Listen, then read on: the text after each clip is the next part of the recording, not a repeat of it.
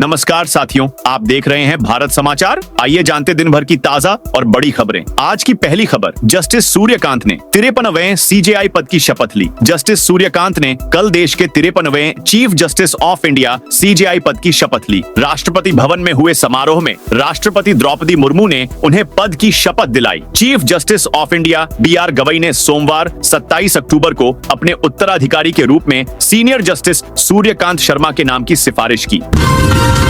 Actor Dharmendra का 89 साल की उम्र में निधन। दिग्गज अभिनेता धर्मेंद्र का निधन हो गया है। 89 साल के धर्मेंद्र ने सोमवार दोपहर अपने घर पर अंतिम सांस ली। उनका अंतिम संस्कार विले पार्ले श्मशान भूमि में हुआ, जिसमें सलमान खान, संजय दत्त, अमिताभ बच्चन, आमिर खान समेत कई सेलेब्स पहुंचे। प्रधानमंत्री नरेंद्र मोदी ने दिग्गज अभिनेता धर्मेंद्र के निधन को एक युग के अंत का संकेत कहा है। दोपहर में उनके घर के बाहर एम्बुलेंस पहुंची थी और विले पार्ले श्मशान भूमि में सिक्योरिटी बढ़ा दी गई थी। इसके बाद उनका पार्थिव शरीर एम्बुलेंस से श्मशान घाट पहुंचाया गया। मानहानि केस में कंगना रनौत के खिलाफ आरोप तय। हिमाचल प्रदेश के मंडी से सांसद और अभिनेत्री कंगना रनौत को बठिंडा कोर्ट से झटका लगा है। कोर्ट ने अब उनके खिलाफ आरोप तय कर दिए हैं, जिसके बाद अब उस पर बहस होगी। कंगना ने इससे पहले निजी पेशी के दौरान बुजुर्ग महिला से माफी मांगी थी, लेकिन फिर भी केस पर सुनवाई जारी है। मामले में सांसद ने अपने खिलाफ चल रहे मानहानि केस में व्यक्तिगत पेशी से छूट मांगी थी, जिस पर कोई निर्णय नहीं लिया गया। अब इस मामले में शिकायतकर्ता के वकील 4 दिसंबर को अपना जवाब दाखिल करेंगे। सोना 162 रुपए चढ़कर 1,23,308 रुपए पर बंद हुआ। इससे पहले सोने की कीमत 1,23,100 रुपए पर बंद हुआ, 46 रुपए प्रति 10 ग्राम थी। वहीं चांदी 2,521 रुपए बढ़कर 1,53,650 रुपए प्रति किलोग्राम पर पहुंच गई। अगर आप चाहते हैं देश भर की सटीक और भरोसेमंद खबरें सबसे पहले, तो भारत समाचार को सब्सक्राइब करना न भूलें, क्योंकि यहाँ हर खबर है आपके हित की खबर। ममता ने चुनाव आयोग को चिट्ठी लिखी। बंगाल में प्राइवेट हाउसिंग सोसाइटी में पोलिंग स्टेशन और इलेक्शन डेटा आउटसोर्सिंग करने पर आपत्ति जताई। पश्चिम बंगाल की मुख्यमंत्री ममता बनर्जी ने राज्य में चुनाव व्यवस्था से जुड़े 2 प्रस्तावों पर आपत्ति जताई है। इनमें डेटा एंट्री का काम निजी कंपनियों को देने और प्राइवेट हाउसिंग सोसाइटी के अंदर पोलिंग स्टेशन बनाने का सुझाव शामिल है।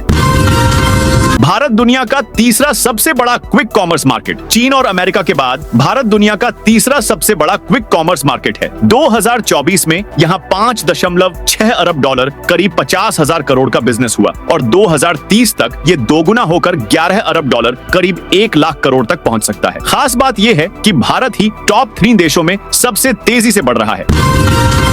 दिल्ली दंगा केस सुप्रीम कोर्ट में 2 दिसंबर तक सुनवाई। टली सुप्रीम कोर्ट में 2020 के दिल्ली दंगे केस की सुनवाई 2 दिसंबर तक टल गई है। सोमवार को अदालत का समय खत्म होने की वजह से शर्जील इमाम, उमर खालिद समेत मामले में 7 आरोपियों की जमानत याचिका पर सुनवाई नहीं हो पाई। इससे पहले 21 नवंबर को हुई सुनवाई के दौरान पुलिस ने कहा था कि दिल्ली दंगे अचानक नहीं भड़के थे, बल्कि इन्हें पहले से पूरी योजना बनाकर कराया गया था। पुलिस ने दावा किया था दंगों के लिए टेरर फंडिंग की गई और प्रदर्शन को जानबूझकर हिंसक मोड़ दिया गया। दंगों से पहले हुई मीटिंग्स में नॉर्थ ईस्ट को भारत से अलग करने की बात की गई। अहमदाबाद में 925 अवैध निर्माण पर चला बुलडोजर। गुजरात के अहमदाबाद में चंडोला झील के बाद एक और मेगा डिमोलिशन की कार्रवाई हो रही है। शहर के पूर्वी इलाके में स्थित इस्नपुर तालाब के आसपास का बने मकान दुकान ढाए जा रहे हैं। सोमवार सुबह से शुरू हुई अतिक्रमण हटाने की यह कार्रवाई 4 चरणों में होगी। साइबर लिटरेसी SIR फॉर्म के नाम पर scam election commission of India के निर्देश पर देश के कई राज्यों एक में मतदाता सूची का स्पेशल इंटेंसिव रिवीजन SIR यानी विशेष गहन पुनरीक्षण अभियान चलाया जा रहा है। इसे लेकर मतदाताओं से वेरिफिकेशन के लिए प्रपत्र भरवाए जा रहे हैं। इसी बीच साइबर क्रिमिनल्स SIR के आड़ में लोगों को अपना शिकार बना रहे हैं। अब तक ऐसे कई मामले सामने आ चुके हैं जहां मतदाता सूची अपडेट करने के नाम पर लोगों को ठगने की कोशिश की गई। जानकारी अधूरी तो किसानों के खातों में नहीं आएंगे रुपए। यूपी सरकार ने PM किसान सम्मान निधि से जुड़े फार्मर रजिस्ट्री के काम में ढिलाई पर कई जिलों के अधिकारियों को सख्त चेतावनी दी है। सुल्तानपुर, बलिया, संत कबीर नगर, गोरखपुर और बागपत जैसे जिले लक्ष्य से काफी पीछे हैं। कृषि मंत्री सूर्य प्रताप शाही ने साफ कहा है कि अगर इन जिलों ने तुरंत गति नहीं बढ़ाई तो कड़ी कार्रवाई होगी। देहरादून में पक्षी से टकराई इंडिगो एयरलाइंस की फ्लाइट। मुंबई से उत्तराखंड के देहरादून आ रहा इंडिगो एयरलाइंस का विमान आसमान में पक्षी से टकराने से क्षतिग्रस्त हो गया। इसके बाद फ्लाइट की सुरक्षित लैंडिंग करवाकर जांच की गई। फ्लाइट में 186 पैसेंजर सवार थे। फ्लाइट के आगे के हिस्से को कुछ नुकसान पहुंचने की सूचना है। इंडिया गेट पर नक्सली हिडमा के पोस्टर लहराए गए। दिल्ली में इंडिया गेट पर रविवार देर शाम वायु प्रदूषण के खिलाफ प्रदर्शन में शामिल लोगों ने देश के मोस्ट वांटेड नक्सली कमांडर माडवी हिडमा के पोस्टर लहराए। पोस्टरों में हिडमा की तुलना आदिवासी स्वतंत्रता सेनानी बिरसा मुंडा से की गई। हिडमा को जल, जंगल और जमीन का रखवाला बताया गया। प्रदर्शनकारियों ने माडवी हिडमा अमर रहे जैसे नारे लगाए। उन्होंने पोस्टरों पर भी माडवी हिडमा को लाल सलाम जैसे नारे लिखे थे। एक प्रदर्शनकारी के पोस्टर पर लिखा था, बिरसा मुंडा से लेकर माडवी हिडमा तक हमारे जंगलों और पर्यावरण का संघर्ष जारी रहेगा। कोटा में अजगर ने कर्मचारी को जकड़ा। आधे घंटे तक चीखता रहा। कोटा में थर्मल प्लांट पर काम कर रहे मजदूर को करीब 12 फीट लंबे अजगर ने जकड़ लिया। अजगर की पकड़ इतनी मजबूत थी कि उसे पैर छुड़ाने के लिए मजदूर करीब 20 मिनट तक संघर्ष करता रहा, लेकिन अजगर ने पैर नहीं छोड़ा। उसकी चीख सुनकर पास में काम कर रहे मजदूर दौड़ कर आए। उन्होंने डंडों और रस्सी की मदद से करीब 10 मिनट में मजदूर को अजगर के चंगुल से छुड़ाया। दिल्ली में गलत रनवे पर उतरा अफगानिस्तान का प्लेन। दिल्ली के इंदिरा गांधी इंटरनेशनल एयरपोर्ट पर एक बड़ा हादसा टल गया। यहां अफगानिस्तान का एक विमान उड़ान भरने वाले रनवे पर उतर गया। गनीमत रही कि इस रनवे पर कोई दूसरा विमान नहीं था। टाइम्स ऑफ इंडिया की रिपोर्ट में यह जानकारी दी गई है।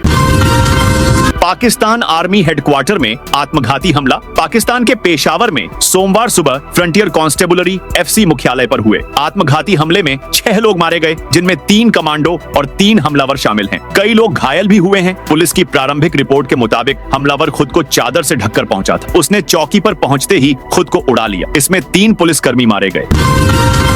कर्नाटक सीएम बदलने की अटकलें। गृह मंत्री भी दावेदार। कर्नाटक में मुख्यमंत्री बदलने की अटकलों के बीच कांग्रेस अध्यक्ष मल्लिकार्जुन खड़गे ने रविवार को कहा कि इस मामले में निर्णय पार्टी हाईकमान ही करेगा और इस पर वह कुछ नहीं कहना चाहते। उन्होंने यह टिप्पणी मुख्यमंत्री सिद्धारमैया से शनिवार को हुई उनकी 1 घंटे से अधिक की बैठक के बाद की। खड़गे ने मीडिया के सवालों पर कहा, जो भी होगा हाईकमान करेगा, आपको चिंता करने की जरूरत नहीं है। वहीं खड़गे के बयान पर बीजेपी विधायक सुरेश कुमार ने एक्स पर लिखा, अगर कांग्रेस का राष्ट्रीय अध्यक्ष हाईकमान नहीं है तो कौन है?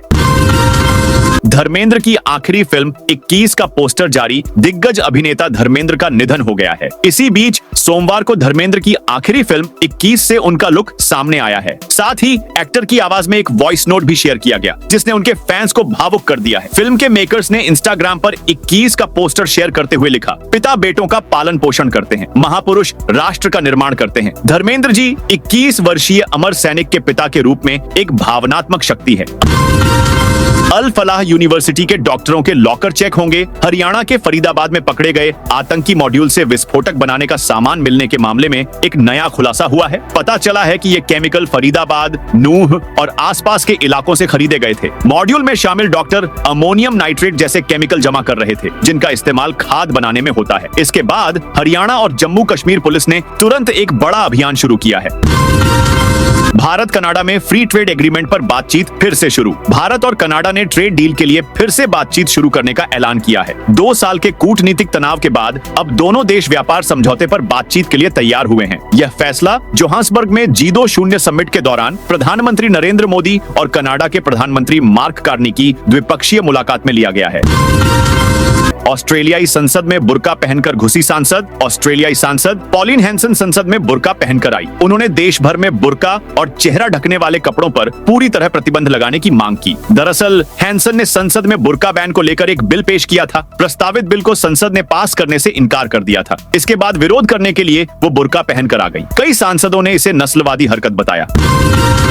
ओवैसी बोले, जो देश का दुश्मन वो हमारा भी। AIMIM चीफ असदुद्दीन ओवैसी ने कहा कि दिल्ली ब्लास्ट के आरोपियों की खुलकर निंदा करनी चाहिए। देश के दुश्मन हमारे दुश्मन हैं। इस धमाके में हिंदू और मुसलमान दोनों मारे गए। अगर हम चुप रहे तो इन क्रूर लोगों को खुली छूट मिल जाएगी। ओवैसी रविवार को हैदराबाद में एक जनसभा में बोल रहे थे। इस दौरान उन्होंने कहा, जो लोग सोचते हैं कि मुसलमानों को इस देश में दूसरे दर्जे का नागरिक बना दिया जाएगा, ऐसा कभी नहीं होगा। जब तक दुनिया रहेगी, भारतीय मुसलमान इस देश में इज्जत के साथ रहेंगे। भारतीय नौसेना में स्वदेशी युद्धपोत INS माहे शामिल। स्वदेशी युद्धपोत INS माहे सोमवार को भारतीय नौसेना में कमीशन किया गया। यह माहे क्लास का पहला पनडुब्बी रोधी एंटी सबमरीन और उथले पानी, जहां पानी की गहराई कम हो, में चलने वाला युद्धपोत है, जो तटीय इलाकों के लिए खास तौर पर डिजाइन किया गया है। मुंबई में हुए समारोह में army chief general Upendra Dwivedi मुख्य अतिथि रहे। द्विवेदी ने तीनों सेनाओं की संयुक्त ताकत पर जोर दिया। उन्होंने कहा, सशस्त्र बलों की सबसे बड़ी शक्ति सिनर्जी है। ऑपरेशन सिंदूर इसका एक उत्कृष्ट उदाहरण है। भारतीय विमेन्स टीम लगातार दूसरी बार कबड्डी वर्ल्ड चैंपियन। भारतीय महिला टीम ने लगातार दूसरा कबड्डी वर्ल्ड कप जीत लिया है। फाइनल मुकाबले में भारत ने चीनी ताइपे को 35-28 से हराकर खिताब अपने नाम किया। पूरी प्रतियोगिता में शानदार प्रदर्शन करने वाली छत्तीसगढ़ की रेडर संजू देवी को प्लेयर ऑफ द टूर्नामेंट चुना गया। दोस्तों, यह थी आज की ताजा और बड़ी खबरें। जय हिंद, जय भारत।